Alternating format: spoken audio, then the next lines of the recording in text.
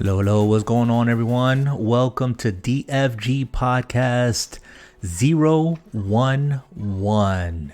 This is End Time, your host.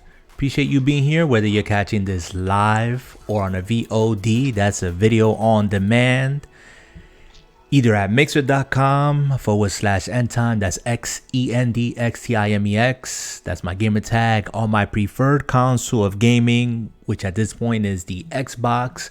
Has been for a minute. That's where all my friends are, my community.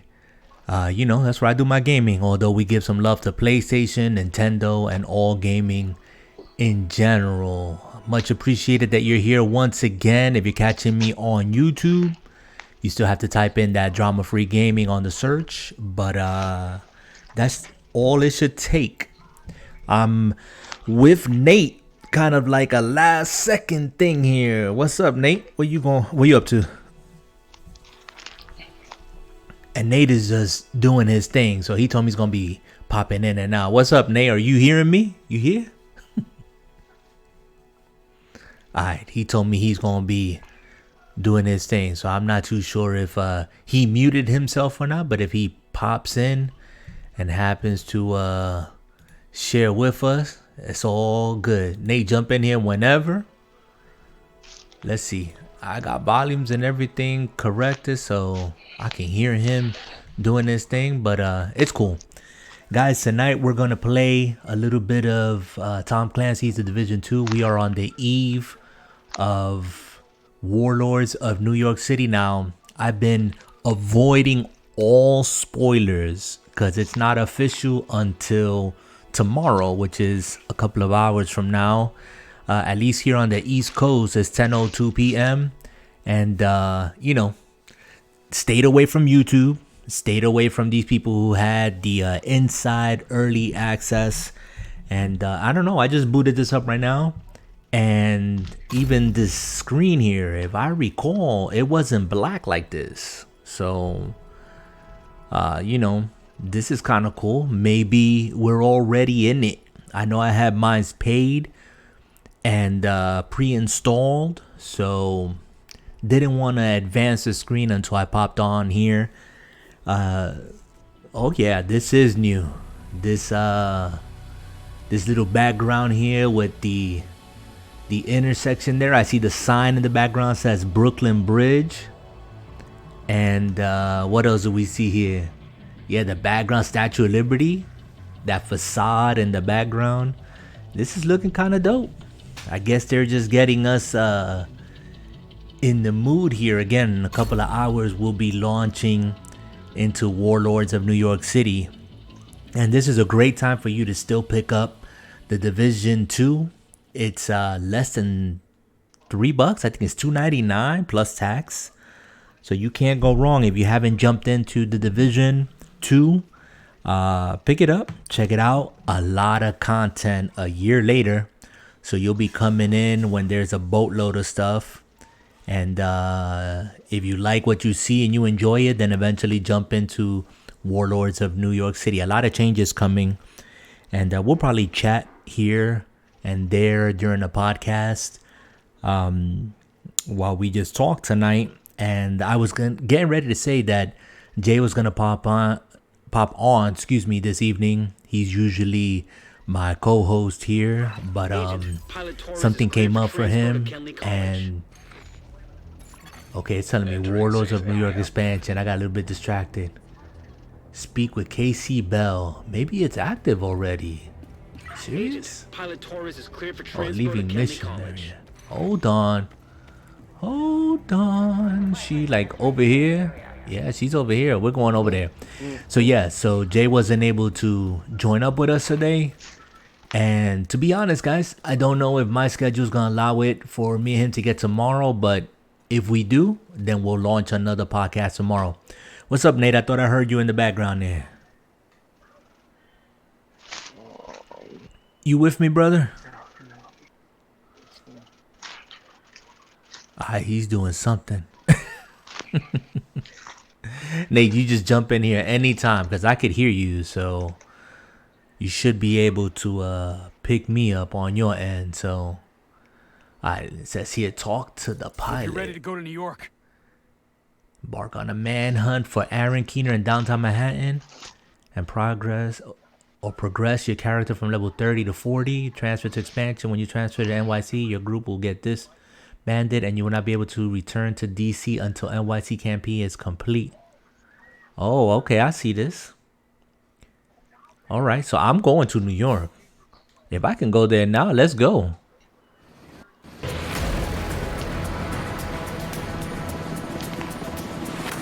I just updated my headset as well, so meaning, an update, a software update. So it's sounding crisp. So yeah, guys, so I'm just going to talk about a couple of things here. Nate, I can hear you, bro. You hear me?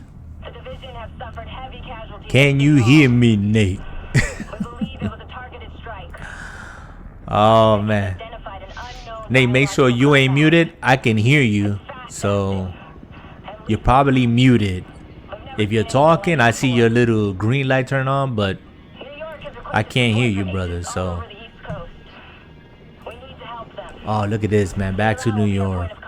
I don't know how focused I'm gonna be, guys. Requesting clearance to land.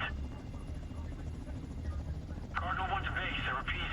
Requesting clearance to land. This is nuts. We need to set this bird down. We clear? Agent Lau. Agent Lau ain't responding. Let's go.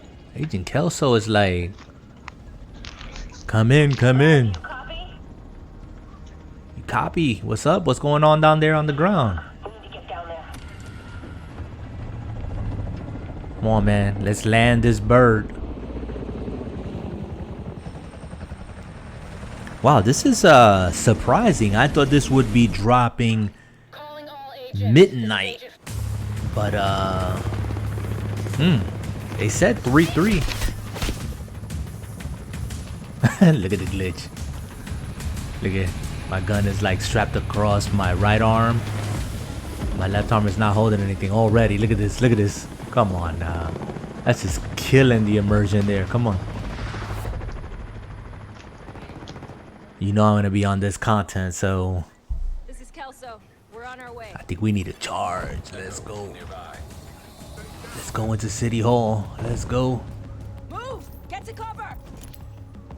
Kelso ain't playing. She's like, what's out here? Back in NYC, baby. Oh, okay. Explosions ain't take care of them. Are there a little meteor? I don't know. There are still people trapped inside the building. Be careful. We got hit with a bioweapon. So guys, just a couple of things that I want to talk about this evening. Maybe just run it by you.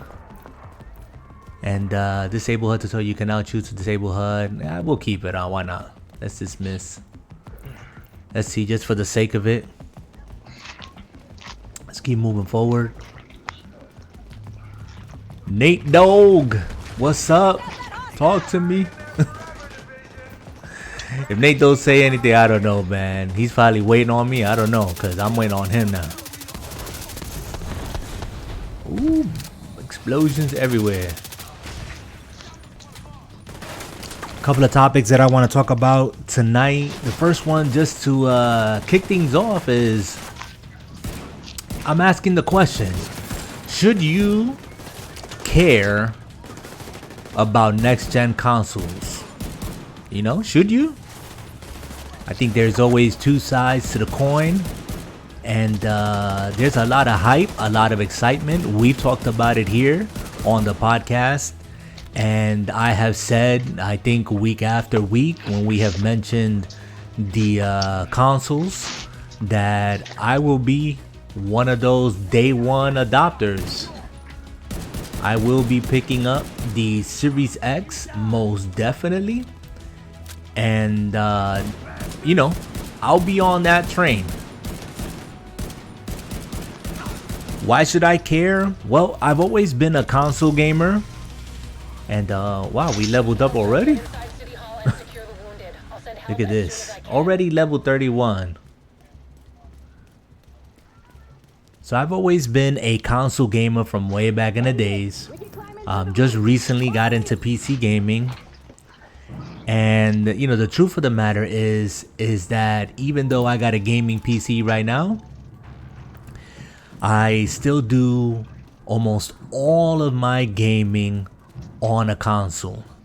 And so, you have heard the news in other podcasts and other places, especially about the Xbox Series X being a beast of a machine. We're going to be experiencing things on that next gen console that we've never experienced. If you've only been a console player, you've heard terms being thrown around, ray tracing being one of them. Ray tracing is one of those things that has been around for quite some time on PC gaming, and now coming to console gaming, it's going to revolutionize console gaming, especially again if you've never experienced it on PC. It's going to be something that's going to make games look better. The power that's in these next gen consoles are going to really take it to the next level as far as frame rates, refresh rates, you name it. I'm not trying to pretend here that I am some sort of expert or techie in any of this, but I will tell you that what I have experienced on PC just recently, just a couple of years, has caused me to want to invest even more so in PC gaming. And so I shared that, guys, because the deal, and I say deal without even knowing the prices of what the next gen consoles is going to be. There's a surveillance system in the basement. We need The to deal that we're going to be getting, if this console that comes out, PlayStation or Series X, if they're priced at $500-$600, that's going to be amazing. I mean, to try and duplicate the tech that's in there, I've sent a couple of videos out to those in my community, where there's been PC guys trying to build or replicate with the specs that we already know of the Series X, and they're scratching their heads and saying there's no way that this system is going to come out at $500, $600. They're pricing it at least a minimum of $1,000, which might be really shocking to you guys if you are a console gamer, because look at this, you've never been exposed to that unless you remember back in the days with consoles like the Neo Geo that cost a lot of money. But some people think of paying $500-$600 for a console and their eyes bulge out and they say, man, that's a lot of money for a console. Now think about it, you and I will be rocking that console for what, 5, 6, 7 years, even if there's a refresh. Look at Keener and look at his dogs. Now, I'm going to be going through this content again, so hopefully you guys are enjoying this while you're enjoying the podcast. But to tell you guys that, to think about that's what we're going to be possibly paying, even if we're paying less than $1,000. I can't tell you how much of a bargain and how amazing that would be. On my PC alone, I have spent over $2,000, and I still don't have a super high end, computer. It's just it is what it is. And so let me see if I could send Nate another invite if he's in here. I don't see him in here. Anyways, if he sends me a text. But yeah, getting the next gen consoles and all the bells and whistles that are in there, trust me guys, that it's going to be worth every last single penny and then some. So that's why you should care. Not only that, but on the Series X, and this was just something recent, all these games, these older games that we have in our inventory, in our collection, they're going to be upscaled. Just like when you get a higher end PC and you play your older games, just because the hardware that you have is more powerful, it upscales those games. So it's like, you were rocking a game at maybe 720. I just saw a video today of Assassin's Creed. I forget which one it is, but Assassin's Creed running at 720. And wow, I'm like looking at this and trying to keep my focus, guys. I'm excited that I'm playing this right now, and I'm glad that you guys are here to witness it.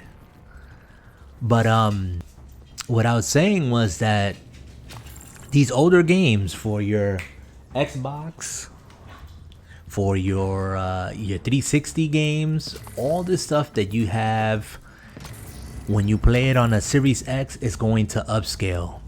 And a game that was 720 can now be played 1080, 1440. These are all resolutions, 4K, 60 frames. It's because the game was already designed and made to put out that resolution. The only thing is that we didn't have the hardware, and now we're gonna have the hardware. And so that alone is going to cause a lot of people like me to go back and play all these old games that I either missed or never got a chance to play. We're going to be going back and enjoying those games. And yeah, you think your backlog was big before. Let's go. It's going to be even bigger. Oh, look at this. Discover Settlement, the Haven. All right, so Battery Park, Federal District. Let's see. Yeah, Federal District and Two Bridges Civic Center. There you go. And DC all the way over here. That's beautiful, man. Y'all guys don't know how happy I am right now. We are in the Keener Manhunt. So I guess we're going to the settlement, aren't we? Follow Kelso. Sure.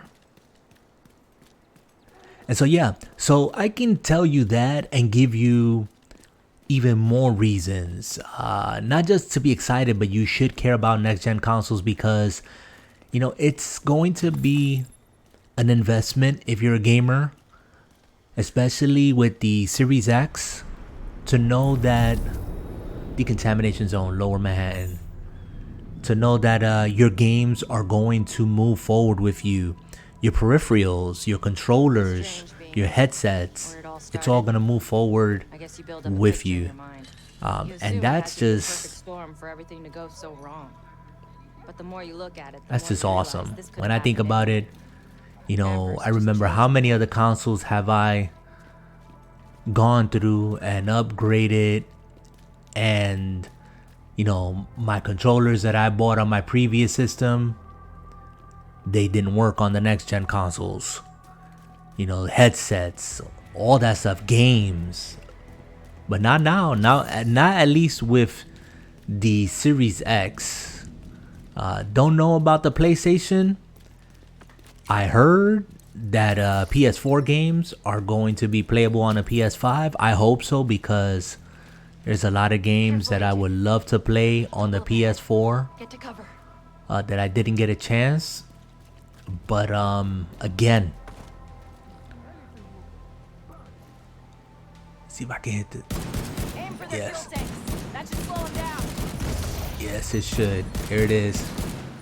But that's the reason, guys, why you should care. Now, what's the flip side of that? The flip side of that is this. That we're coming into a next-gen console.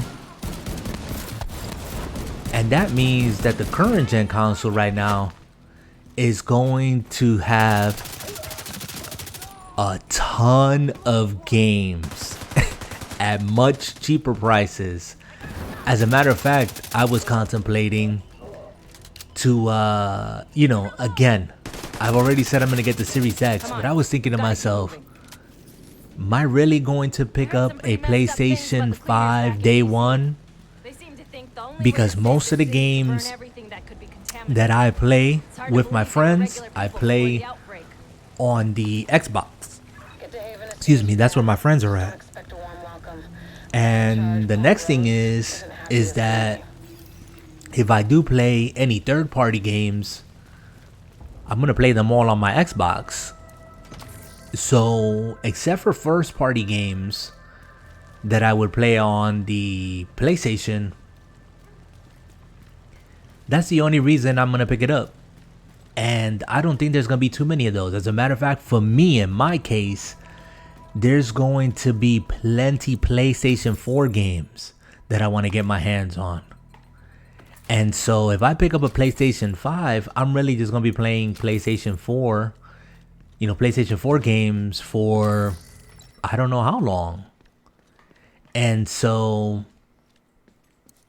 I'm thinking really hard here. And I had 3 PlayStation Pros, okay? So I'm thinking if this holiday, 2020 holiday, Black Friday, maybe before the next gen consoles drop, if the PlayStation 4 drops to let's say $199.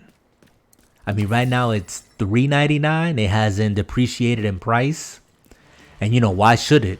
It's still the best-selling console out there. But if it was to drop to $250, $199, we're here to speak with Rhodes. You're not welcome here. I think I would pick it up.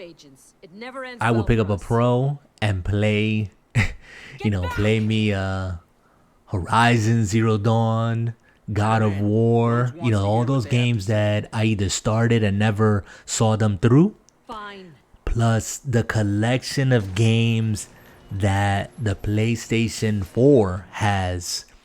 And again, this is where I'm all digital on the Xbox.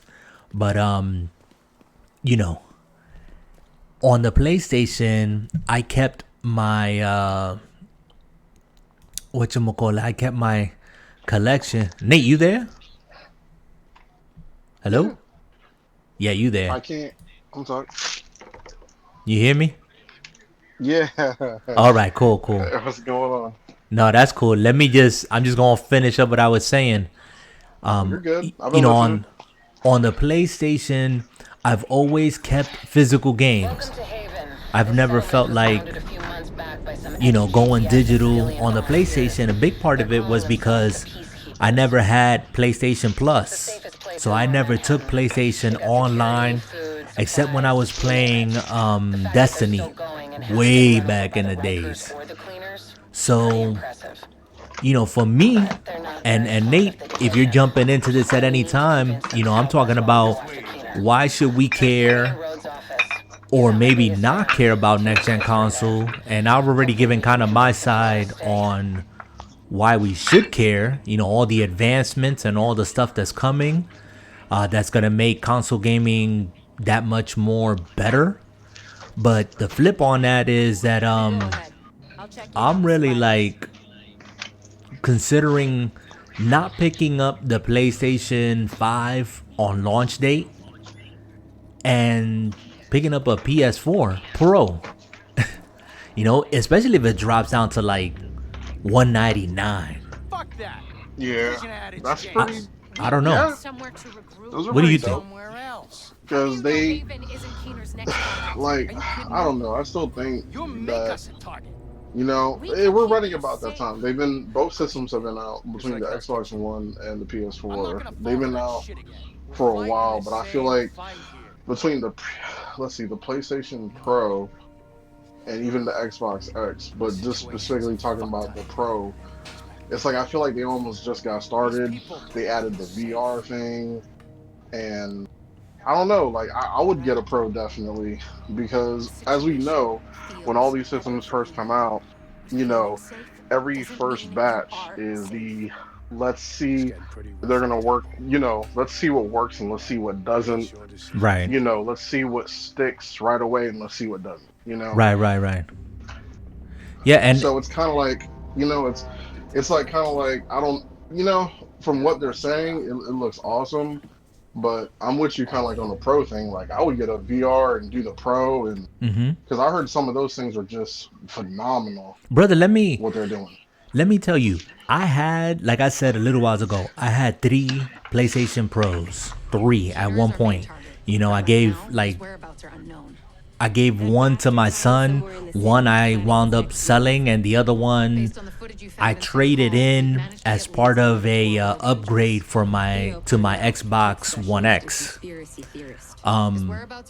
Because that's where I play on the Xbox. That's where all you guys are at.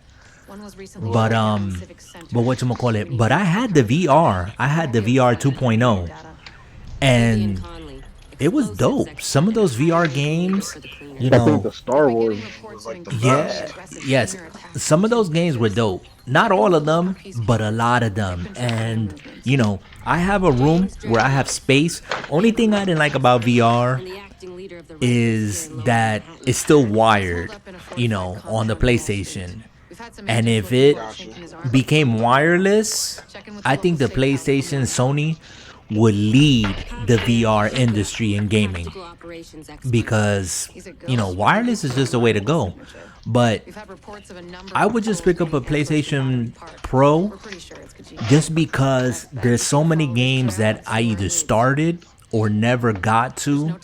Mostly all of them, well, I should say all of them, exclusive to PlayStation, that I haven't, really finished up. Like I never finished up The Last of Us.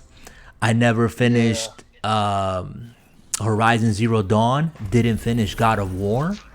So, those are games that I'm just personally interested in going back and playing that are exclusive to PlayStation. And I'm just saying to myself, maybe since I'm picking up, not maybe, but I'm picking up the Series X day one, maybe I shouldn't care about getting a next-gen PlayStation 5. And that's just me, because it could have been the other way around. I could have been like, PlayStation all the way and picked up a PS5 first and then skip on the Series X. But, Right. do you have, let me ask you real quick, Nate, do you have Warlords of New York? No, but I want to get it, and I will be getting it. Okay. Definitely. No, because it's supposed to drop tomorrow, 3/3, but I'm playing it like right now. So. Oh, really? You purchased it already? I'm on right now. I'm in New York City right now. Oh, that's dope. Yeah, I was gonna wait until midnight tonight to maybe jump on, but I turned it on and it's on. I thought I saw a notification like that yesterday when I jumped on that they said that they were gonna do something like that. Well, I had mine preloaded, so But yeah, I mean, we can sit here and rattle off. Was an RPA pilot before he went rogue. Let's see. Oh, this is dope. This is what I was telling Jay here, just to change the conversation a little bit about Division 2. Right now, you can go after like these lieutenants, Keener's lieutenants, in any order that you want. You don't have to it's not linear. So it's like old school Mega Man days when you just used to pick whoever you want to go after. So, yeah, this is kind of dope. I'm going to this crash drone area first. Let's go there. Oh, come on. He's in there somewhere. I definitely want to get it because I like what they're, after, it's funny because after playing, not to change the subject either, but after playing Breakpoint for so long and then stepping foot in Division, I'm like, man, I forgot the intensity factor that this game carries. Like, more than the moment we start I don't know, like this is weird. Like you're playing it and you're just like, yo, this is like and arguing with this is like the stuff right here. Like Yeah, there's some man. serious stuff happening. not like Wildland, I've had enough. like Breakpoint. It was that you don't get that feel, but in Division you just kind of get like that feel. Like it kind of sucks you in a This little. fuck stick needs to Yeah, die. I think I I mean, don't me care personally, who we have I'm to a go bit through more biased or what we have towards to work with Division to do it. anyways, just because back in the days I fell in love with what the game was presented to be and whatnot. So Division for me, it's like a lot of people out there that are hardcore on Ghost Recon. This piece That's was their hard game. won. You know what I'm saying? And now we've lost it. And so I'm just glad that Division 2 looks like it's taking a turn for the We're better. going to get him. And yeah, I'm excited to jump in here and just dig into it. But yeah, brother, if you don't have anything else to add as to the why should we care or not, or why should we care or not concerning next gen consoles, I'm just gonna move on to just a couple of other talking points I just want to throw out there. Well, And maybe this, go ahead. I honestly, I think is what people want though. I think because you gotta think about it, like a lot of they're trying to open it up.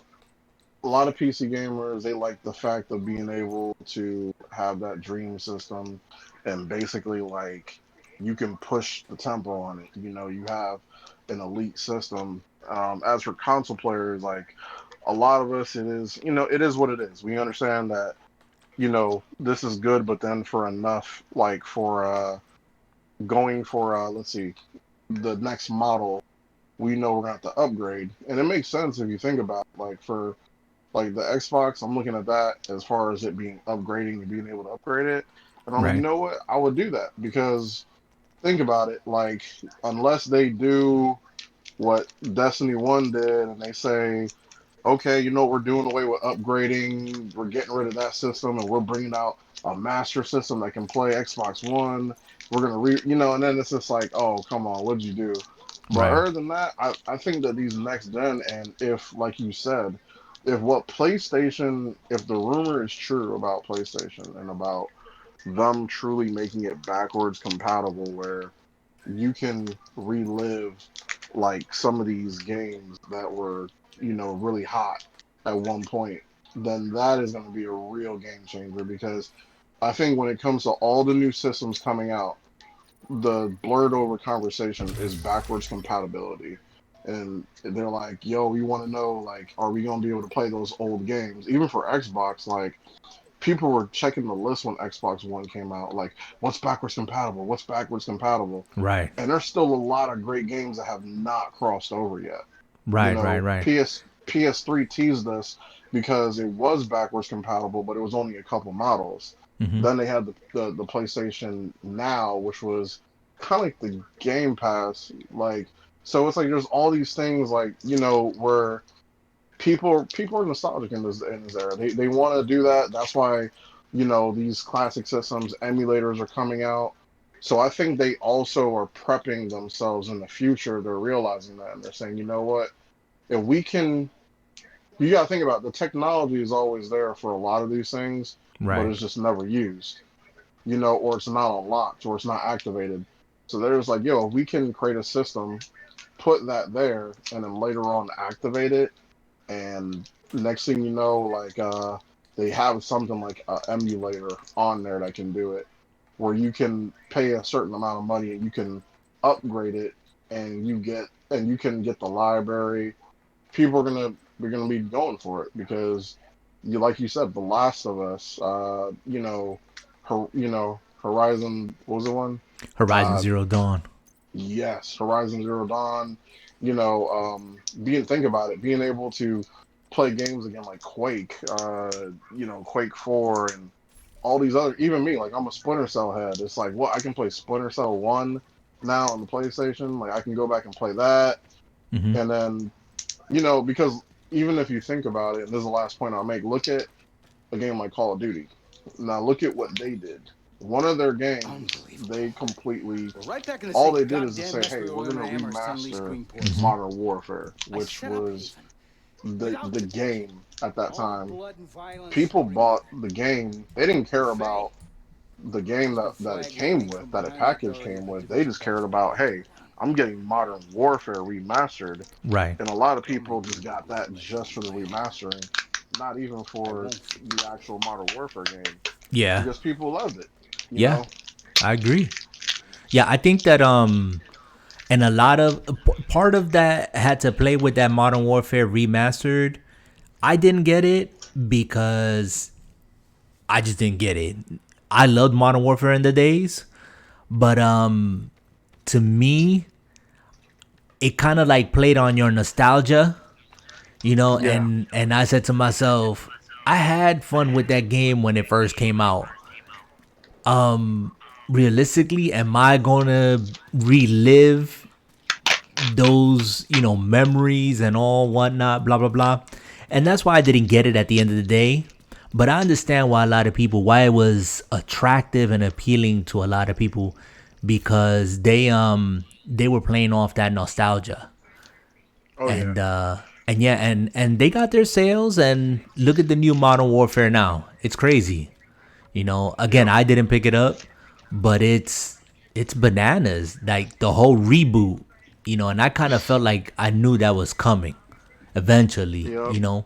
But one point that I'm gonna, before I move on to something else, because you just hit it on the head, and I don't know if you heard me say it before, but the thing is that, in PC gaming, when you get new hardware, you throw your old games in there, and they're bumped up because the games are made with those assets. Those assets are already in the game. You just don't have the hardware to run those assets. But if your hardware is more powerful, then you're able to tap into stuff like, better frame rates, better texture, variable refresh rate, what they call the other stuff, the ray tracing and all that other stuff that they're talking about now, which is probably a foreign language to a lot of console players who've never experienced, the stuff I'm talking about, or PC gaming in that sense. But once you do, I'm gonna tell you something. It's like when you upgraded from SD, standard definition, to HD. Remember when, the bump went up to 1080 from like, even 720? I remember one of the first games that I experienced that on was on Gears of War on the 360. Yeah. That ran at 1080, I think 1080i. And yeah, go ahead, brother. No, go ahead. I'll wait you. No, and all I was gonna say with that was that as I was playing that game, I was looking at my screen. I was still playing on a regular TV, but I was looking at my screen and I could not believe my eyes. I saw like the detailed textures in Marcus Phoenix, and I was like, and I kept clicking it between 720 and 1080i, and I was like, dag, I can't ignore that it looks so much better on 1080i, 1080p. Like I couldn't go back. It's like once you see it, you can't go back. Yeah. You're right. And it's funny because like I think talking about the 360, one of the games that did it for me was Oblivion. I was big into Elder Scrolls. Mm-hmm. So when Oblivion came out and I went by my homeboy's house, he was playing Oblivion, and I'm like, look at the people, look at the towns, like, yo, this is insane. Like, and you're walking around and the characters look so real. The opening segment of the game when you're in the prison and the king comes, you're like, yo, look at his eye, look at the glare on his eyeballs. Like, you were just like blown away, like, yo, this is crazy. It just messed you up, right? Feel. It just messed you up. So it's like, yeah, that was something. That was really something, and it's just like, yeah, I feel what you're saying, like, 'cause I couldn't believe it. I mean, the reality is that once you see it, you cannot not see it. Yeah, you can't. And that's like, I know we talk a lot about hardware and people gonna jump to, okay, where's the games? And like I told Jay last week, and I tell everybody else, hey, listen, Xbox hasn't been sitting on their hands the last 3-4 years. They knew they had to get first party studios and put games, and they're doing that. You know what I'm saying? They got 15 first party studios producing games as we speak.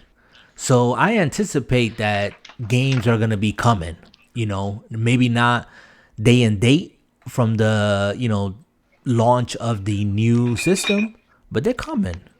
They're coming. Yep. And it's going to be dope. But not only that, but my point to what I was saying before was that all of your old games that are going to move forward with you. I was seeing a video today on Assassin's Creed. I forget which one it was. Not the new rebooted Assassin's Creed. I'm talking about when it was still like Ezio, I think was his name. 1. I don't even know if it was just Assassin's Creed 1, but I saw a video. This guy was playing it, and it was in 4K, 60 frames. Okay? Wow. On a PC. And we played that back in the days at 720. You know? Oh, yeah. So he was just kind of like illustrating and saying, hey, this is what you got to look forward to when you and if you move into the Xbox Series X, because that's what you're going to get.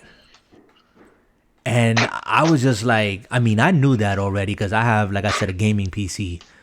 But to realize that that's what you're getting, you know, is exciting, because you're going to go back to some old games and put them on that machine, and you're going to be like, oh, snap.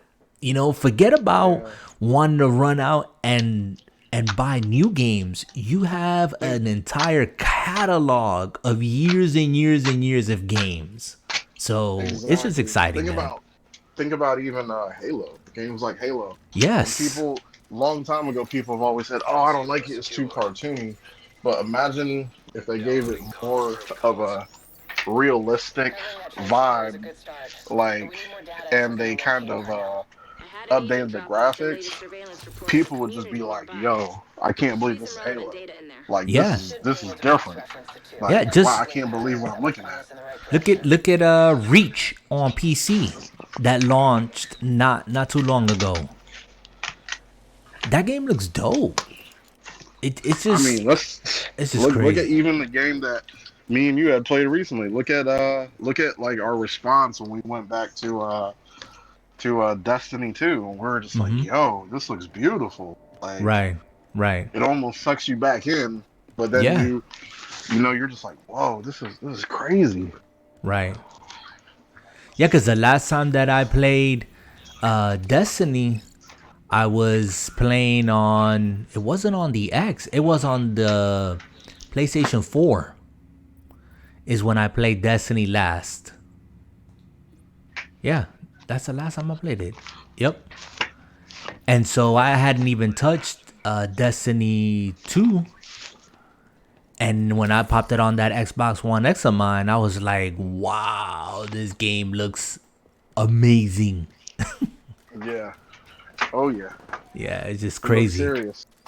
Yep. But I mean, that's what it's all about. Well, I mean, you know, we got that and so much more to look forward to. It's crazy. Yeah, I think people in general, I think, you know, you'll never be able, gaming customers are like WWE fans. You're never going to keep them happy. You know, and the reason why I say that, it's like, in wrestling, there's something that goes along like this. There's always that guy out there that the fans are like, yo, he needs to be the champion, man. We need to do this. We need to do this. And then WWE started listening, and they're like, okay, we're going to make him champion. Okay. And then when he starts winning a lot, they start booing him. They start booing him to all hell because they're sick of him. And they're like, no, we want a new champion. We want a new champion. So now you built up all this momentum, and they're literally killing a character because basically the fans said, I want it more. And I think with gaming, it's the same thing, and it's like that circle that just keeps going in a revolving door. It's like gamers say, oh, we want more, we want. Okay, they give it to you. They don't give all of it. And then like, whoa, I like the old way better. Why'd y'all take this away? Oh, that was cool. Why'd you kill this aspect, this feature? Bring back this feature. Then they bring it back. Nah, I kind of like the new feature better. And it just keeps going in circles, and it's like people sell their stuff, buy it back because now they released an update to fix it. Right, it's like, oh man, if this had other players in it and this was multiplayer, it would be awesome. They bring you Fallout 4. Now they bring you Fallout 76. But guess what? Now there's no NPCs on it. Oh, this sucks, man. I'm going back to Fallout 4 because Fallout 4 at least had NPCs and it felt more immersive. Now look what they did. They had to release a huge update giving back NPCs into it. So now, how many years later, you're getting the full everybody's getting what they want. You're getting the multiplayer aspect of Fallout 4, but with the NPC world. So yeah, I mean, you know, and that's another thing we can talk about, you know, where you're never gonna satisfy all the people all the time. You know, it's always gonna be, like you say, there's going to be the opinions, this and that. I try to be as open-minded as I can be. I come out and say right from jump, hey, this is the console I prefer because, you know, my friends are on it, etc., etc., etc. And I always try to give like two sides to the coin, because I'm just a gamer, man. I'm just trying to experience games, and that's about it, you know. Sometimes, when these companies mess with the franchise that you love, you know, I know it's easier said than done, because I just recently said it in a recent podcast, I said, you know, I hate Ubisoft, and I said it in like a tongue-in-cheek way because I was griping for a while about, oh, this game needs to be rebooted, it needs to change this, it needs to change that. I wasn't the only one, obviously, but you know, I was giving my 2 cents. And then now look at what they do. They're bringing us back to NYC. I'm playing the game. I've lapsed in this game for quite some time, and I'm here like right now talking to you, and I'm trying to do everything in my power to stay focused in this conversation, because man, I love New York, you know, in this game. And yeah, so far, just give me a new area, give me some more content, change up some stuff. And the game, I can tell you, so far so good. You know, I'll give you my verdict once I get through it. But you know, let me move on, because we've kind of like went off the rails on that one for a little bit, but that's cool. That's cool. So, GameStop. Oh man. Oh, the apocalypse continues of retail centers. Brother, I just want to say, first of all, that for my local GameStop, I feel for them. Just recently, my word got to me that the previous store manager, who's really cool, you know, I really appreciated this guy. He's a gamer. He related to his customers as gamers. Never, you know, jumped on you when you walked in through the door, trying to sell you something, give you a flyer. You know, he was just there and would just interact with you. Everything that made, in my memories, GameStop what it used to be. Exactly. You know, treat me like a human being. I'm here to not just to come in and buy something. Like, yeah, I want to see what's new and what's up, but I want to mingle. I want to chat. I want to talk gaming. I want to, you know, relate. That was like my socialization. You know what I'm saying? Right. Now, when he left, I'll be honest with you, brother, I started going less and less and less to that store. And then when I turned digital completely on my Xbox, I had no reason to go there. Because the reason why I went was to see that store manager, to go chill. And if I bought something, brother, it was really, I would go out of my way. Like, listen, I would work. I work sometimes 2 hours away from where I live, okay? And I have multiple GameStops that I could have stopped at to like pick up a game that evening or a peripheral or something. I would drive all the way back to my neighborhood GameStop because I wanted him to get the sale. You know what I'm saying? Yep. I wanted to support my GameStop, and I wanted to support this, manager of this store because he was mad cool. Yeah. Now, I got happy that he came back to the store. I don't know if that was his choice or not, but my thing is, like, I have no reason to go to GameStop. And I heard this news, and you probably heard the same thing, brother. They're reinventing themselves, and I don't want to sound cynical about it, but what have you heard, brother? Have you heard anything about this? I have not actually. Okay. But let's be real. The memes are all over the internet. Yes. Certain GameStop memes. Yeah. The guy has a stack of games on the counter, and then it says, the caption is, okay, that'll be $3.50. Right. Like all your retro old school games, right? Yep. Now, do you remember when games had more value? A brand new game would go for $45.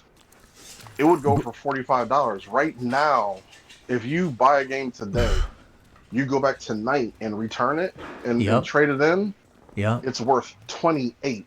And they say that is a good thing. Yep. They used to be $45. Yeah. They used to give you trade boosts. And the thing about it is that whenever there's a program that helps people, and I think that's honestly, and I'm gonna try not to get on my soapbox of go for it, serving bro. the people, but because that's what it's all about.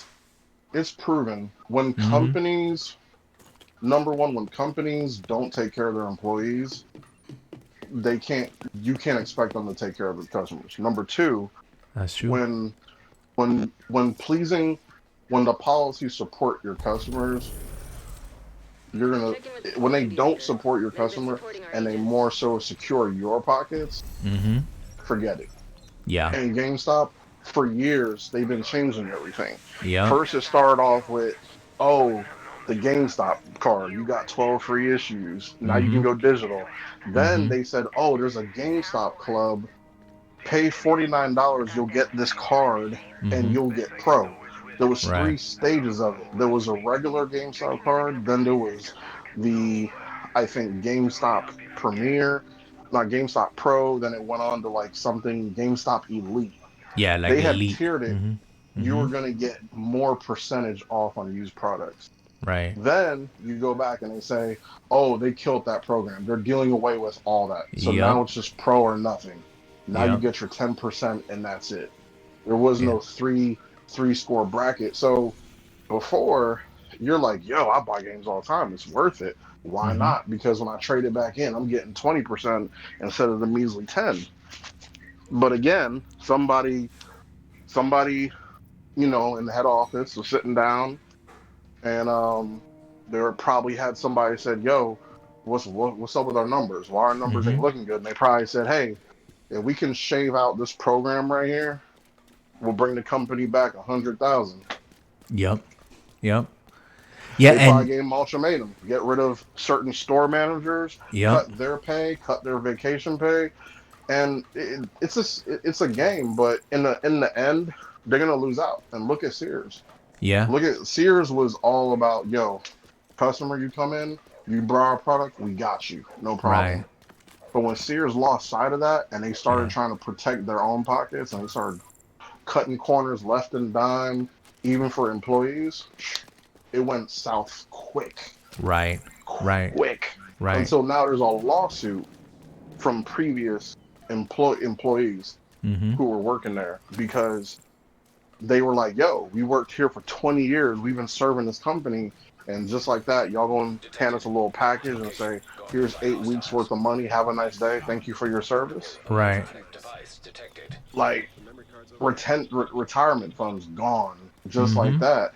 So, I mean, and now, so think about it. Angry customers, they're going to go into GameStop and it's like, you know what? Heck yeah, I'm gonna cut my nose to spite my face. I'm going to go ahead and I'm going to buy this digital game at full price. I can't trade it in. But it's, you know what though? At least I got it. I'd rather do that than let you get the money, and then basically you don't. If I try to trade in, you're not gonna give me no money anyway. Yeah. So what's the point of getting a disc if I'm not gonna get no money for the game anyway? Yeah. There's no incentive, because the value's been stripped to whereas before you would say, if I had a hard copy of this game, I mean, this is irregardless if you're a collector or not, okay? Because I know there's people that are collectors, they prefer hard copies. There was a point that I preferred hard copies because I just felt like if I put money down, I want something physical, tangible in my hand. For what reason? That if I wanted to sell it on, whether it was, trade GameStop, which that's what I used to do, or if I wanted to sell in a garage sale, it's my game. It's a physical thing. I can get back some cash for it if at any time I wanted to turn it in. But that incentive got stripped away, like you were saying. And, you buy a brand new game and then they want to give you less than half with the game only being a week old. Yep. And it's like, wow. And then, it's crazy because they make 100% profit on these, games. Yep. Like they give you nickels for your game, and then they turn around and they sell it for almost full price. And even if they were to sell it for half price, they still getting 100% profit. So, this whole thing about it went under because the digital market and whatnot, I don't buy it. It was a problem that was deep-seated long time ago, like what you were saying, Yeah, and it is. And they're going to cry about saying, the digital, we're just, the market's not changing. It's just that you guys have. So it's like that old famous parable, the enemy of my enemy is my friend. Right. So now people don't want to deal with you. They're going to cut you out, the middleman, and just go directly to these companies. Yeah. Well, if it was an issue about, I can squash that argument fast, why? Because about it being, everybody's going digital. What has happened with the nostalgia for, old school retro gaming? People are going out and spending hundreds of dollars, if not thousands of dollars, on old consoles and games.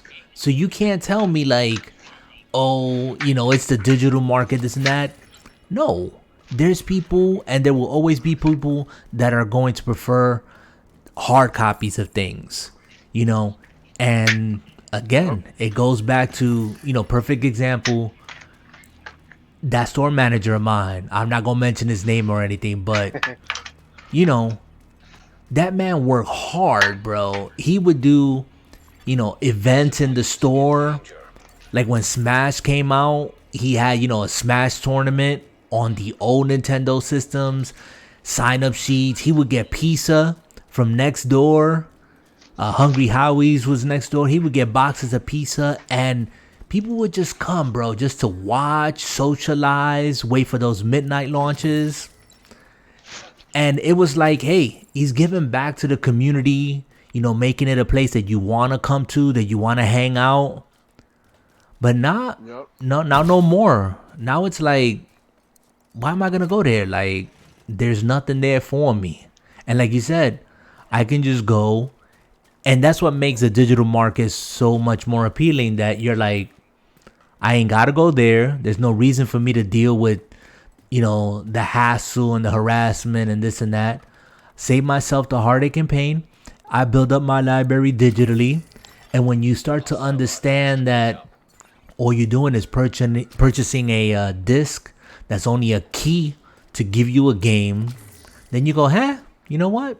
I just wait for the game to go on deep discount digitally, or I get something like Xbox Game Pass and I'll play these games day and date. Yep. With a subscription. I'll ride it out. Yeah, I'll ride it out.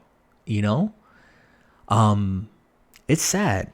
It's sad, but I know that I was reading or actually hearing a podcast where they were having GameStop, to be specific, was having a kind of testing the waters out in Tulsa, Oklahoma, with like 3 different stores, and they're branding them pop culture, social, and retro gaming.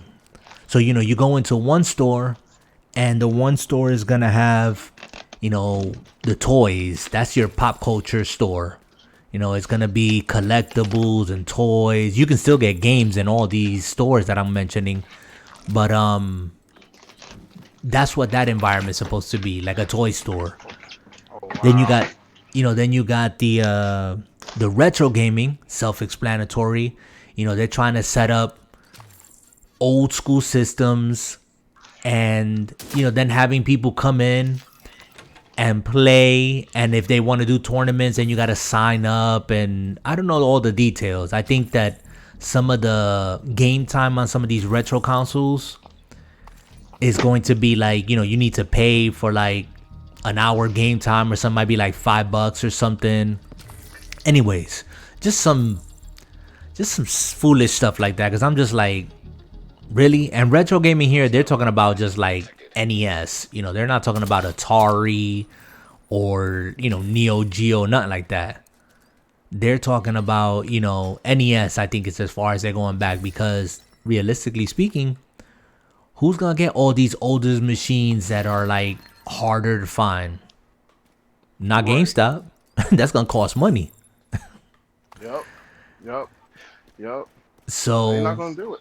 Nah, it's not, I don't want them to fold, to be honest with you. Because I remember back in the days when I used to live in New York. You remember a place, or ever heard of a place called Electronic Boutique? Where it all? Man, EB Games, right? Yep. That's what we used to call it. EB Games, Electronic Boutique. And I just remember, man, I used to love going to EB Games, man. I would be like, that'd be like a mini field trip, Oh yeah. And they used to do so much, like you said, the tournaments, everything. Yes. And even if, like, I never went like for tournaments or anything, but I would just go and chill and watch other people, and the place would always be packed from opening to closing, man. And you knew people by like first names. It was just so cool.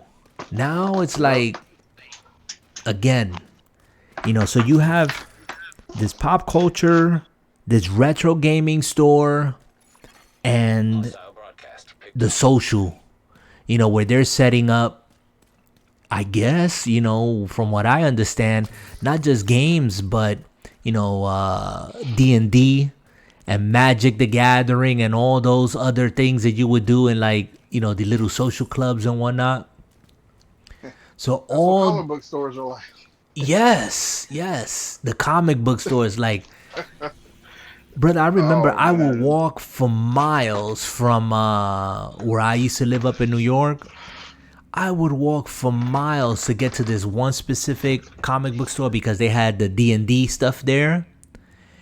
And you get in there and you be surrounded by comics, D&D stuff, collectibles and whatnot.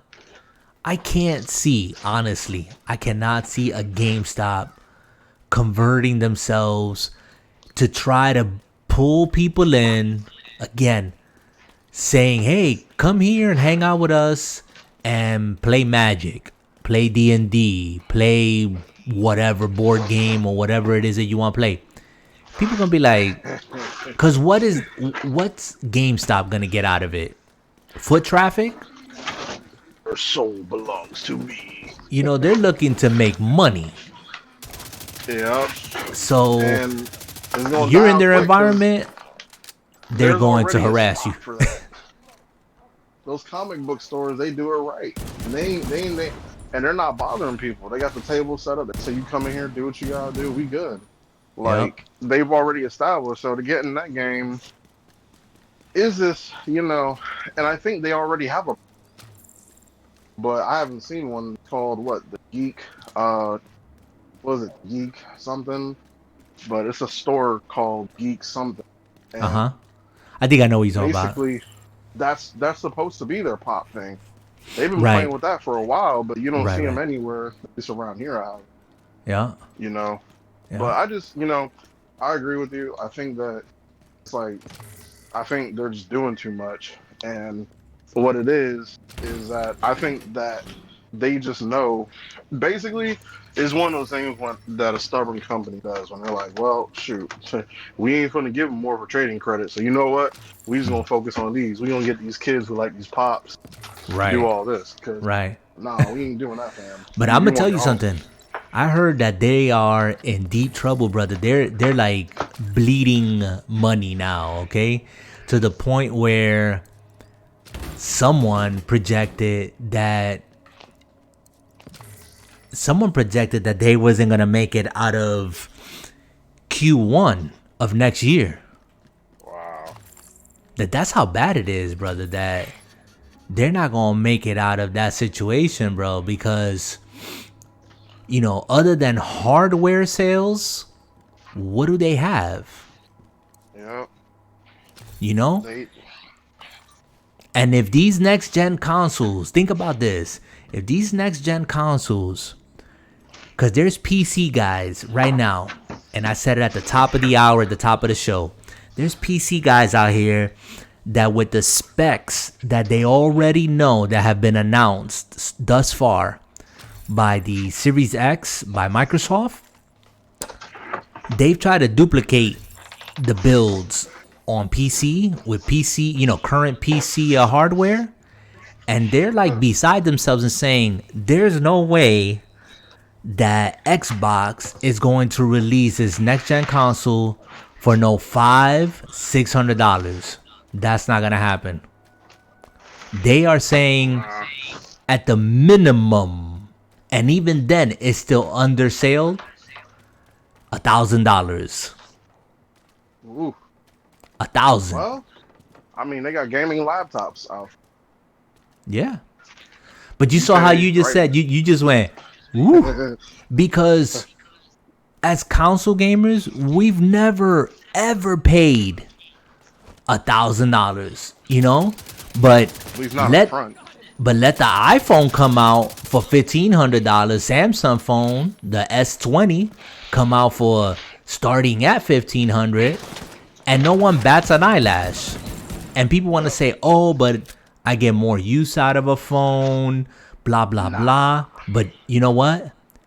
In less than a year, the new model will be out and you'll run out, trade up, and continue paying an additional whatever, $1,500-$1,600.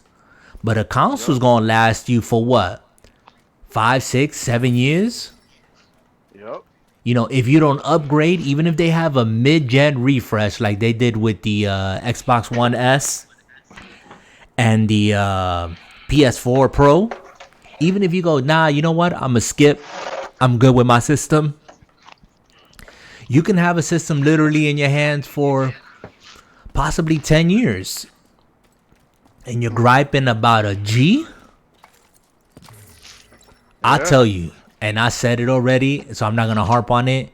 If the Xbox Series X is a G, you're still getting a beast of a machine for much less the price. Yeah.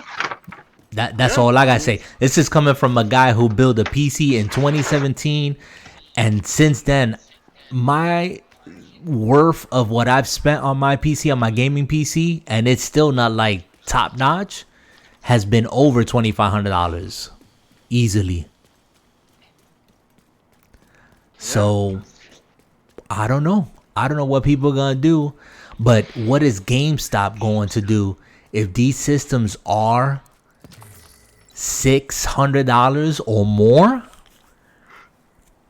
Only the hardcore are gonna go out and buy a day one. You know, grandma, grandpa, mom, dad, they're not gonna come buy this machine. They're gonna wait. They're gonna wait a minute. They'll probably go and get the Xbox One X, which will be eventually phased out by the Lockhart once it comes out.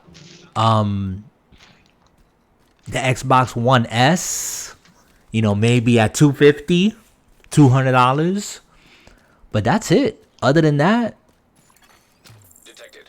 so GameStop ain't gonna be making no money, not on hardware.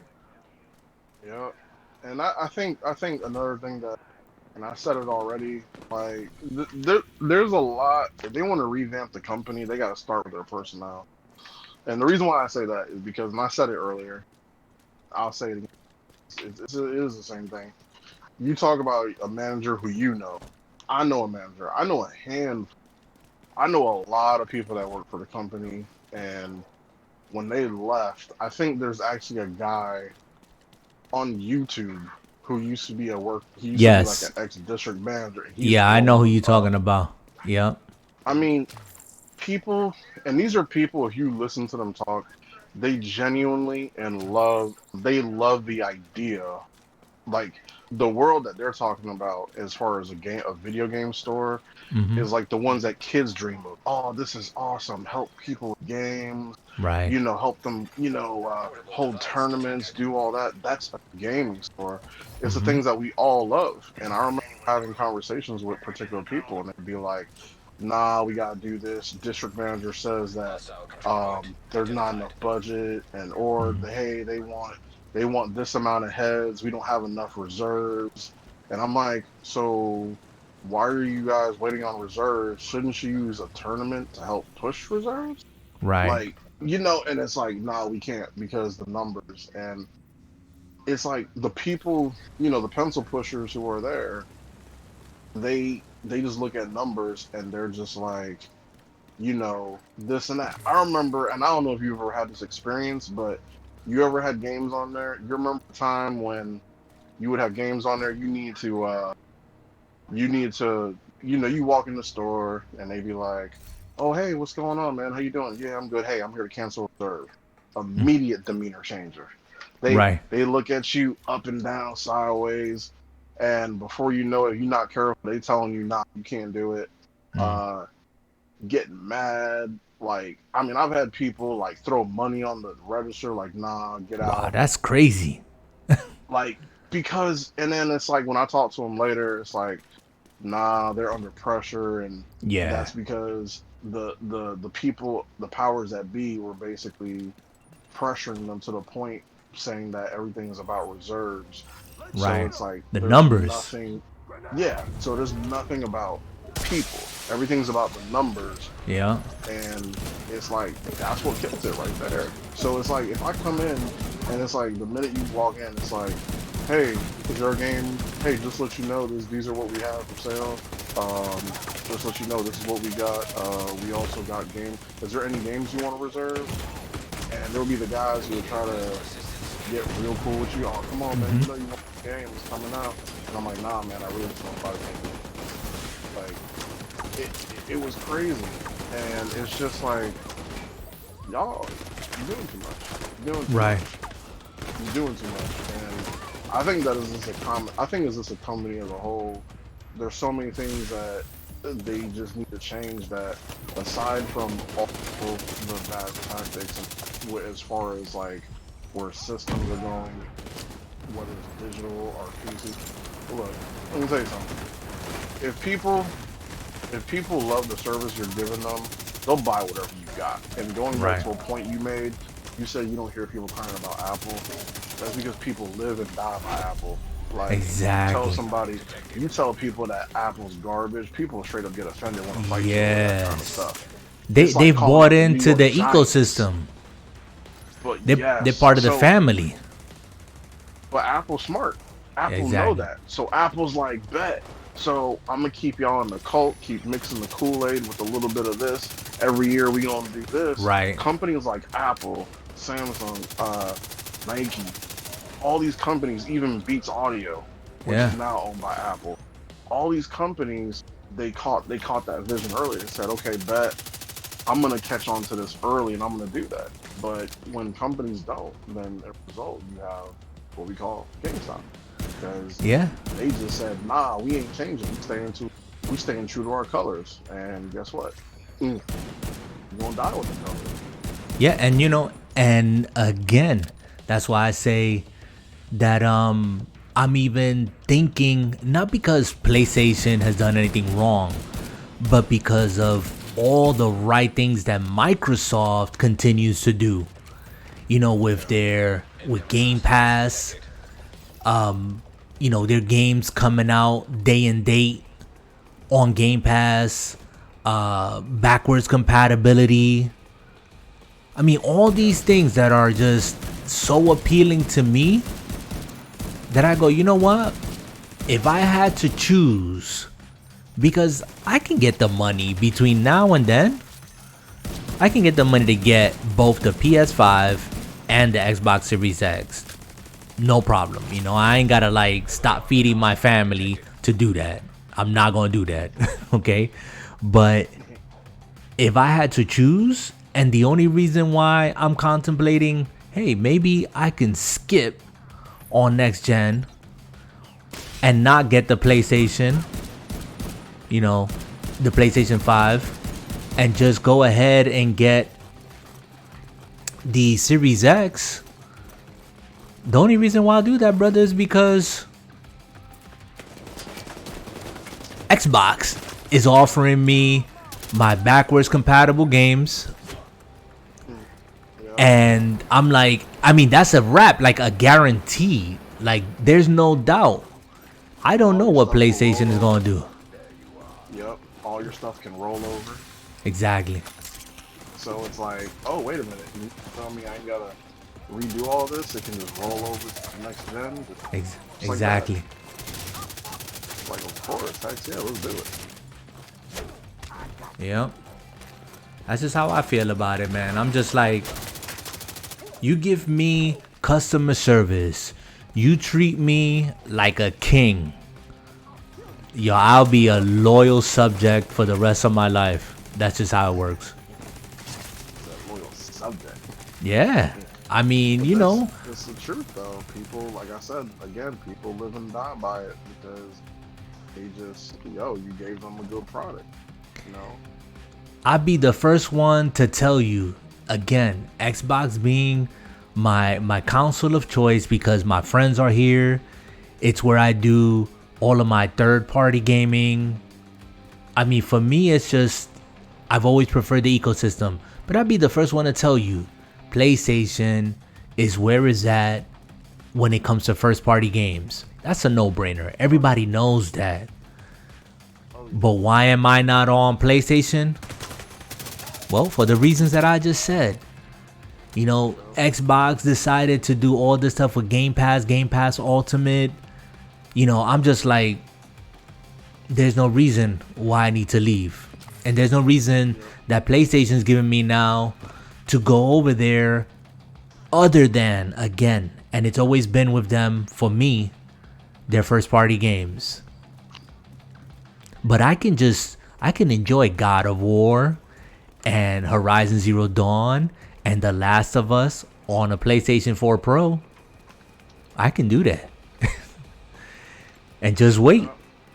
That's just probably going to be, at this point, the move that I'm probably going to make. Probably.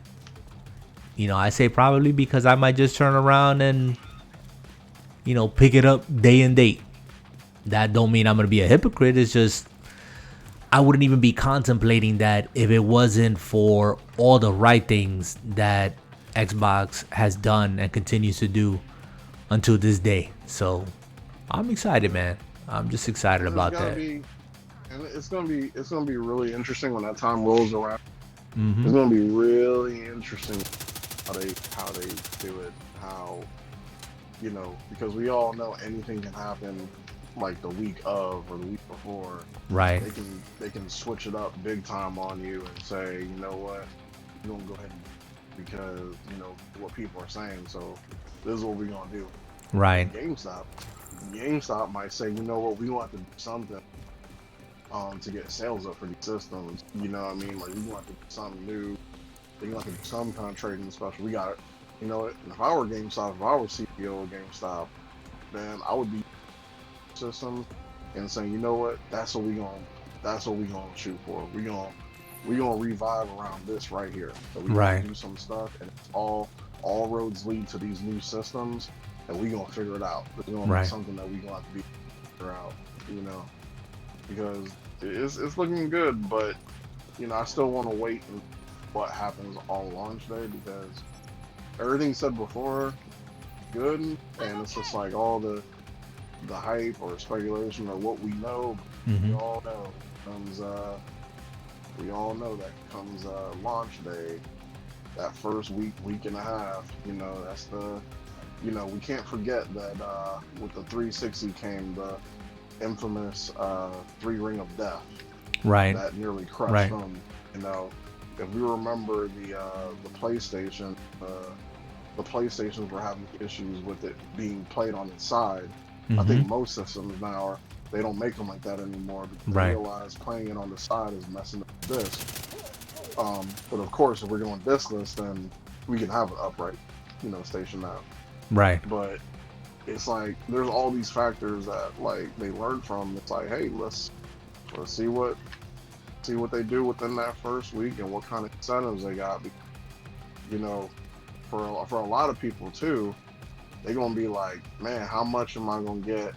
The pawn shops already got like tens of thousands of Xbox One and all this. So, you know, they at some point they're gonna be like, nah, fam, I don't want to. Like, y'all gave us enough. Yeah. So who's gonna take them systems in? And with GameStop saying, yo, I'll give you $20 for your Xbox X, that ain't gonna fly. So eBay is gonna be popping, because so if GameStop, if you want to capitalize and you want a moment to shine and show that you care, that'd be the time to do it. I mean, you know, and I'm gonna say this: I'll pick up an Xbox One just to turn it into an emulation station. That's what I'll do. Yep. Just to put emulators on it. But I hear what you're saying, brother. And you know, I don't know nothing about business or running a business and whatnot. But I looked up GameStop and you know, I Googled it. And I asked the question, is GameStop a franchise? Because I thought it was a franchise. And when I looked it up, it said no. Corporate. GameStop is corporate. And I thought to myself, I don't know, this is just me. You know, no experience, no knowledge of business, how anything works, okay? But I said to myself, if the brand GameStop, this corporate entity, wanted to really survive, why don't they turn into a franchise? Sell the stock, convert it, convert it to a franchise, and let these managers, like the one I was telling you about, man, let them run these stores. Then we're going full circle too. You think so? Yeah, because I think originally that's how they were. Then bring it back. Full circle, just like them iPods with the strings now on it. Yeah. Stupidest thing in the world. Oh, it's man. like, how you gonna buy something with no cords, only to buy an attachment that has a cord? But in prime example, think about it.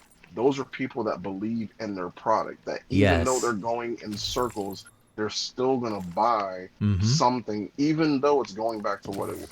Yeah. Because they live and die by it. Yeah. It goes to show you that. I mean, people get ticked off at iPhone, but I guess one thing: give 2 weeks, they put out.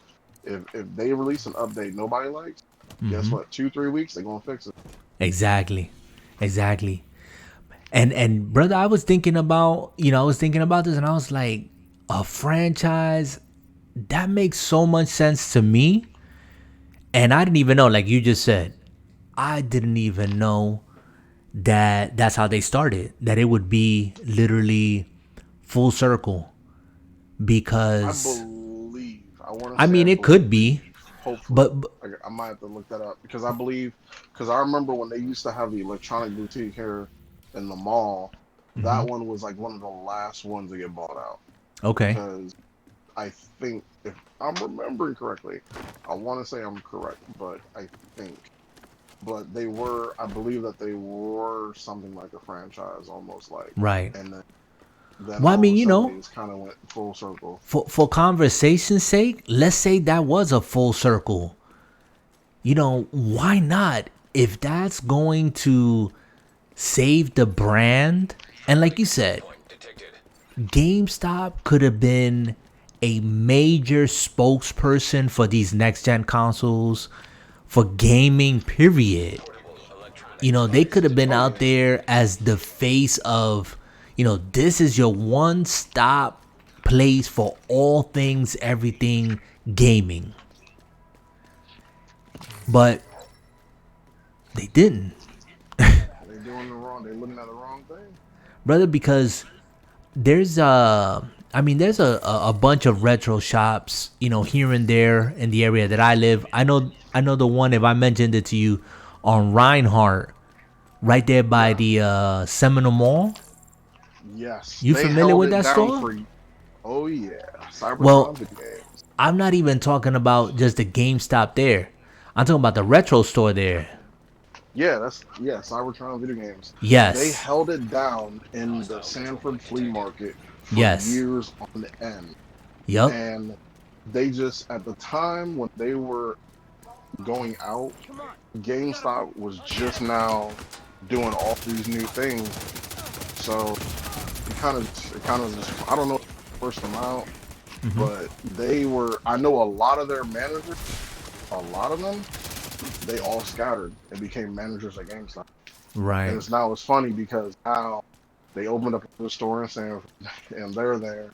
Yep. There's a couple in Altamont. There's 3 retro stores. Right.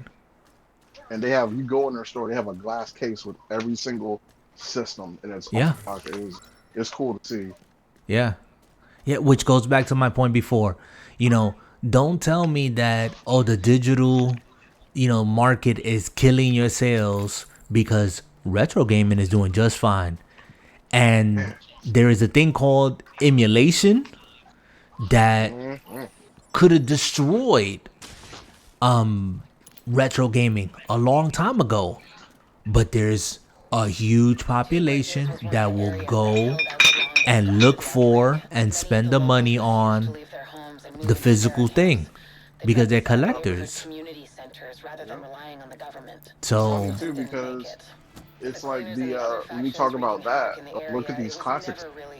I don't know how true it is, but somebody once said, like, hey, that's what they want you to do. That's why they got it. That way you can add stuff to it. It's basically like a computer. And I'm looking at it like, yo, they got a cash mine. Whoever came up with this idea of let's release these retros, they are G's. They capitalize on something. And I'm like, I wonder why Big System never said, well, I mean, I know because of legal stuff. They can't, because, I think Sega is the only one. Well, they're not the only one, but they're one of the few who didn't. It's hard. It's, kind of dropped out, but between Nintendo, Sony, and Microsoft, and Sony and Microsoft were kind of the newbies, so to speak. But how come they didn't really go into the of trying to say, yo, let's get these older games them out there. I see that Xbox is doing something like that. They have some games in their marketplace that are basically like old school Sega games. Even Android's doing it, you know. But I just wonder how come they never did that. And it's the emulating market is something that they could have been big. They just, this is legit. You purchase rights. These are legit emulators. Right. Like, buy this emulator, software update on your system, and all we do is we launch it up. You know what? They could have made backwards compatibility emulator based. They could have said that. All you need to do, software update. When you do it, it's going to kick into your old Xbox. There's a whole new marketplace there. You can buy games. You know what? We need to go to mobile for $5. Yeah, you know, they would have been spending mad money. Like what you're saying just makes me think about, look at Nintendo. Nintendo has come out with multiple systems, hit and miss. You know, some have been successes, some have not. I've enjoyed each and every one of them. Flaws and everything. But how many times do you buy Mario Kart on the new consoles? How many times you buy, Mario World and Smash and everything else? And they're not, it's like they're ahead of the curve on emulation because, you got people that emulate games out there, Nintendo games. That's not no secret. But Nintendo turns around and says, hey, we're opening a shop. You buy it, play it on your DS, play it on your Wii, on your Wii U. Play your Nintendo games, your Super Nintendo games on the Switch. And people just, just to have that accessibility to their games or to play those old school games, they'll give Nintendo $25 a year, even though their online system sucks. And let's even look at something even simplified. Check it out. Like, dude, look at what Call of Duty did. They did something that I didn't think was going to be a thing, and apparently it is. And all they did is they released a free Call of Duty app on the Android and the iPhone marketplace. And people are investing in money just to play Call of Duty on that. And I'm looking at it like, now that is when you know you got to follow that. When you release an app and people are going out of their way to play it. Yeah. And from what I heard, they said it's like they got controllers for it, everything. Yeah. Activision was happy about that because all they hear is that cash register, cha-ching, cha-ching, cha-ching. But if they put it on there and it works and people get it and they're happy, cool. They're not stealing. Yep, and it's a free game. They just bump, it's a free to play in-game stuff that they gotta buy. Exactly.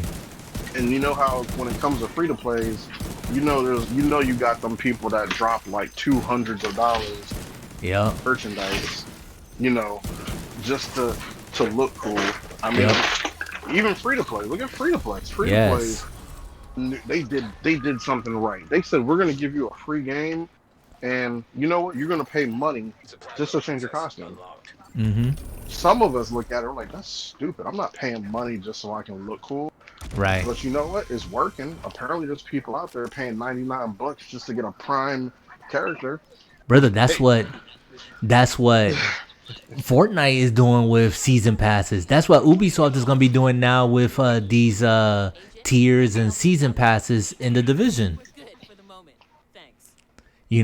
So if it's something, hey, I'm for it as long as it's not pay to win or loot boxes where I give you some money and then I don't know what I'm getting, like gambling. I'm not down with that. But if it's a cosmetic thing and I want to spend 2, 3, whatever, that's my money. You know what I'm saying? And hey, whether the developer needs it or not, it's my money at the end of the day. But you know what? I'm gonna end the podcast with this because you're the fighting genre man here. Did you hear? And I'm gonna just throw this at you. I'm gonna let you chat about this. You're gonna give me whatever feeling did you hear about what Dead or Alive 6 and they're what team is that? Team Ninja that makes that game? I forgot. Is it Team Ninja or Ninja Theory? I think it's Ninja Theory. Ninja Theory, right? I think. So did you hear the news? DOA is Dead or Alive, right? Yeah. Which, after I tell you what I tell you, you're probably gonna want to call it Dead on Arrival instead of DOA.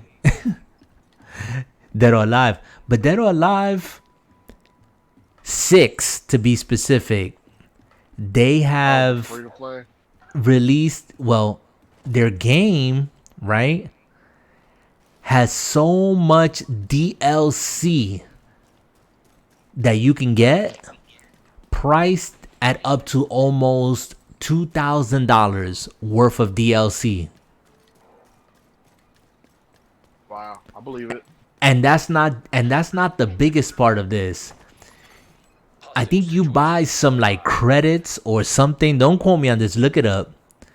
But you buy some credits or some tickets or whatnot with real money. And every time you change your character's hair, it's going to cost you a ticket. So it's not like you're buying the color hair one time and you're done. It's every time you change the color hair, you got to spend a ticket or you lose a ticket.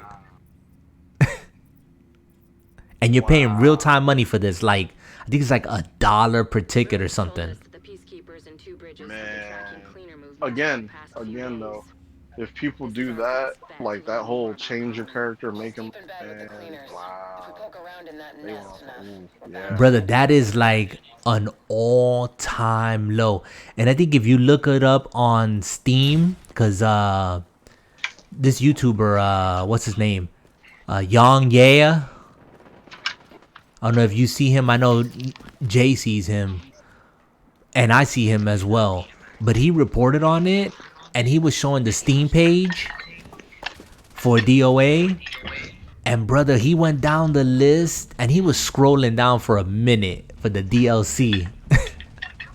And when he got to the bottom of it, the total was like $1,009, almost $2,000 in DLC, bro.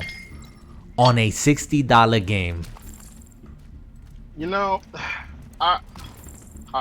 this might be an unpopular opinion. I never liked Dead or Alive, because I never saw it as a true fighter.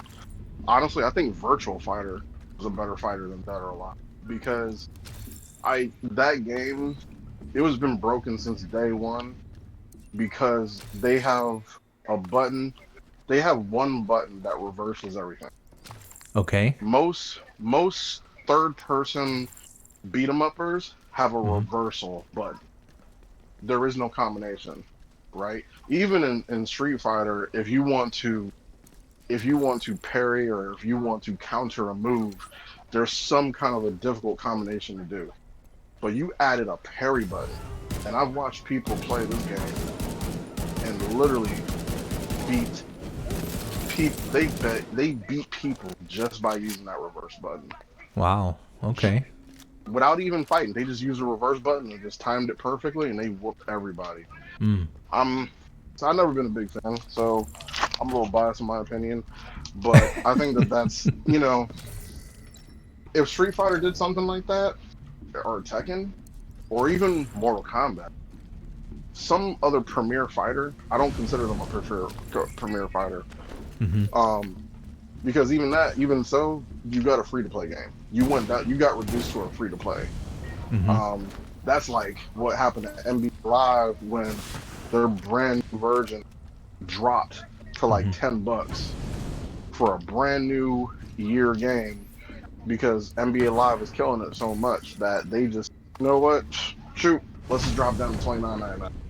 Right. And that's it. So I think it is Dead on Arrival, to be honest. That game is not I don't consider it a premier fighter game at all. Like, if I was to go in order, obviously I'm biased, so put Tekken, Mortal Kombat, Street Fighter, and all the other fighters would probably come after that. But Dead or Alive would be at the bottom of the list for me. Okay. They got looks. Don't get me wrong. The game, it looks good, but I just don't consider them a real fighter. Like, I think if people, that's a game that I can see myself getting mad playing. Well, especially like you said, if you have one button that all you got to do is press, and I can counter any move if I just master that one button press, that's kind of stupid. I hope they changed it, but I think the last time, I installed it because it was a free to play.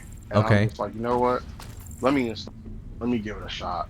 And I was Right. playing it, and I'm like, oh man, this game the mechanics are like, oh man, the ragdoll effect in it is terrible. Like, you kick a person, and they already start tilting over like they about to drop. Like, Okay. there's no sequence like, oh, he hit me, I took a hit, and I'm gonna hit back. Like, if a character goes in a full-fledged combo, you're just at their dead. So I don't. But I think that's what. Don't get me wrong. There's a lot of other games that do it, but I just for Dead or Alive to do something like that over $1,000. Yeah, man. That I game's mean, not even worth it. yeah, I mean, I try to think with any game, that again, it has over almost $2,000 worth of content. But when Yang was reporting and saying that every time you change a character's hair, the hair color, you're paying. It's not like you buying a color, a skin, or something. No, every time. I was like, wow, dude, that is an all-time low. Yep. And you do realize in Tekken, you can create your character for free. You can change the hairstyle for free. You're using fight money. Yeah, it's just like, it's crazy. But it's you know what though? It's that with a lot of companies, video game companies, we're talking about. Essentially, that's what we're talking about: is business strategy. Even though we're not business experts, but it's not rocket scientists. It's like a lot of companies out there. It's like, I'm gonna throw something to the wall and fix. Cool. If not, what it is, it's no loss for me because some schmuck out there went out there and paid a G for that stuff. So I still made out good. Because guess what? It was a free to play to begin with. And that's the thing about free to plays. It's like I can launch a free to play. It's free. I'm not losing money because somebody's gonna pay $5 for this. Somebody's gonna pay $6 for that. Somebody's gonna pay $7 because the mindset is, oh well, it's only $6. I can. The game is free. It's only $6. I can do that. Right. But then that's just the thing. Like when you got 1,000 people saying, "Oh, it's only $6." Exactly. No, potentially tens of thousands of people. I mean, it's it's like you say, it's the numbers games. It's like putting, like you were talking about that Call of Duty mobile game. Yeah, you got a casual who jumps on there, or you got a gamer who's commuting to work, 30 minutes on a bus, train, whatever.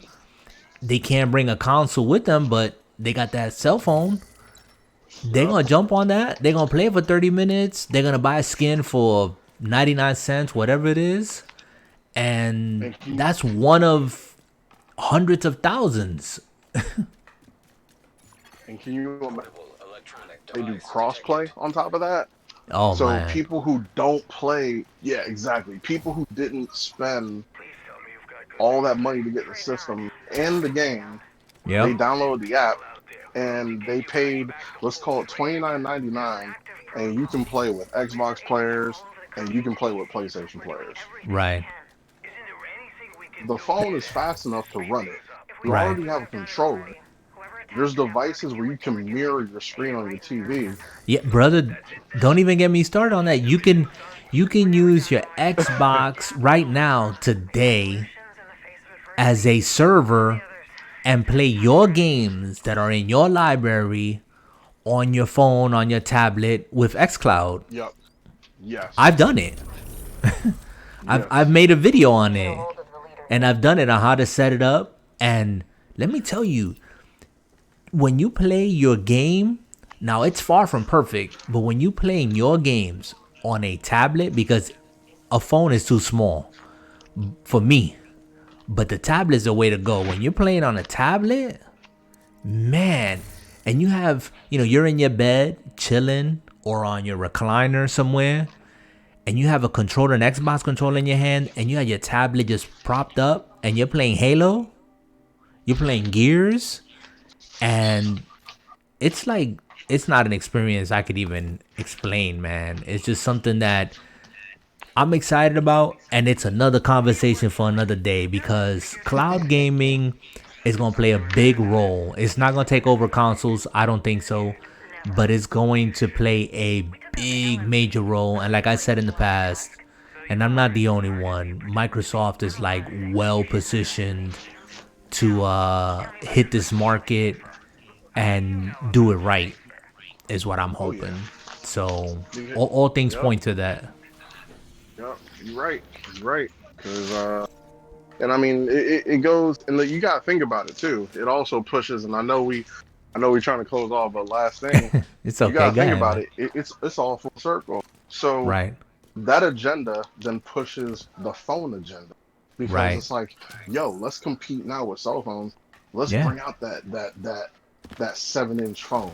Yeah. Why the hell would you want a 7-inch phone? Because I play Call of Duty on it. Brother, they partnered games on it. They partnered with Samsung right now. They partnered with Samsung. They're partnered with what is it, in Nvidia? I hope I'm saying that right. I'm named AMD or Nvidia. I mean, they're doing partnerships now and setting themselves up lovely. Oh yeah. The only person left out is GameStop. Man, like I said, it makes me personally sad, because I know a bunch of good people, in my store, and that I would not want to see, without a job. But then again, I'm gonna leave it with this. One of my sons used to work at GameStop, and when he got a job at GameStop, man, I was happy, because I was like, dude, you're in a great environment. He's a gamer, and I said, dude, you're in a great environment. It was at this store with this store manager, and he excelled quickly too. And he excelled quickly. I mean, but I think a big part of that, brother, was, I mean, my son has great work ethic and, loyal, this and that and the other. But the flip side to it was that he put hard work into it. And there was people in there that were like, why should I work hard, man? I'm not hitting my numbers. I'm not going to hit my quota. I'm not going to get hours because of that. So why even bother? You ain't taking care of me. I'm not going to take care of the store. And that's just how it was. And no one had to tell me that. My son didn't tell me that. I just knew by the attitude of some people that I just knew, that was the deal. Like you said before, disgruntled employees, because there's no incentive. Anyways. Yep. But when he was going to leave, I even told him, I said, you sure you're going to leave? I mean, hang in there, this, that, and the other. But after he left, man, he felt like a weight was lifted off his shoulders. And I understand now why. Because there was a lot of crap that he was putting up with. And he was just trying to do the right thing. Just like I raised him. Trying to do the right thing. By the right people. But it was hell. Literally. And I think, and again, that's, and I know, because I remember those times, and, I know that company, I know that store, and so I know the manager, and I know some good people who came out of that store, and, I've always believed this, is that I think of late as I've gotten older, like I've come to the fact that I'm tired of working at places that challenge my integrity, and by that I mean don't make me go out there and change characters because of a Right. number. Don't put me in a position where I have to make a decision. Basically, hey, do I be a company man or do I help the person in need? Because I'm gonna fail the test every time because I'm first for the people. So I'm like, I was like, yo, I gotta find somewhere to do that because I'm tired of working at places like that. And well, when it comes to that, I just ain't gonna do it. Thank Right. God now I'm at a place where they value that, so it's a little different. But yeah, man, it's hard when you work from a place that challenges you like that, and it's like you build up this rapport because it's in GameStop, it's all about rapport Right. because you're about that repeat business. Right. It's not, if you got people locked in. I knew a dude that I knew a guy who worked at the EB in the mall. Until this very day, he has customers that still store. In every store he went to, they were coming there. I mean, if they had 20 reserves at one store that he was at, and if he moved to another store, they came to that store the next day and said, "Hey, I I'm believe pulling you. all my reserves I because believe I'm you. going to where this guy's." Yep. I I believe mean, you. it was to the point where those companies didn't even like him because they're like, "Yo, like we've lost all our reserves in one day because everybody Yep. you took your fan base." Yep. But that's what the company was. That's what he was about. And there's a lot of individuals like that they build that rapport, so people would loyally follow that. Yeah. And that's And ain't what it I know. sad? We kind of beating a dead No. And horse, I was but gonna that's what say, they should be yeah, capitalizing. that the stuff that they should be looking at and rewarding and looking to promote. It's sad that immediately they're looking at it suspect and saying, "Oh, we gotta like bump this individual because they're cutting into our numbers, profits, etc., etc." Yep. It's crazy. It's crazy. Yep. I mean, I've always been like that wherever I worked. The same thing. Like, I'm trying like to help the people, trying to come alongside them. You know, yeah, I want to make a sale. Yeah, I want to be able to put food on my table and whatnot. But you catch more flies with honey. Oh yeah. You Oh know, yeah. and that's Oh just yeah. that's just the way it is, man. I mean, you can be slimy about it, dirty about it, and you're only gonna get but so far. But but yeah, but brother, anyways, man, I'm trying to shut this down. It's been a good conversation, man. I really appreciate you hanging out, chilling. Tomorrow, if my schedule is good and Jay is around and we are able to get together, we will be back and we will do another podcast. I know Jay said he wanted to talk about some things. I'm curious to hear what he has to say, and I still got a couple more things that I want to share. But until the next time, this is Santo Nate. Nate, do you want to say anything before we jump off? Just want to tell people follow your heart.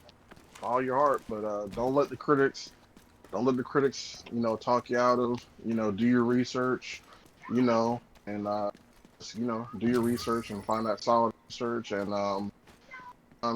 go out there and do what you love what you do. You can't go wrong when you do that. And hey, if you ever want to check out fighting game skills, Mixer, Santo Nate. There you go. Check them out on mixer.com/Santo Nate. That's SAN as in Nancy, TONATE. That's all one word. Check them out. You see the fighting game genre there, and who knows, maybe he'll call you for a little bout. I'm sure. Always looking for some sparring partners. And again, you can catch us here at mixer.com/endtime, XEND, We will be back shortly with my brother from another mother. aka Dark Dad Jay. And Jay, if you're listening to this, don't get mad, brother. We still gonna talk for the next one. Just had to do what I had to do. Had to take advantage of the time. Love you guys at DFG Community. Also on YouTube. Appreciate the follows and the likes. Leave a comment. And as always, keep your life and your gaming drama-free, people. Later.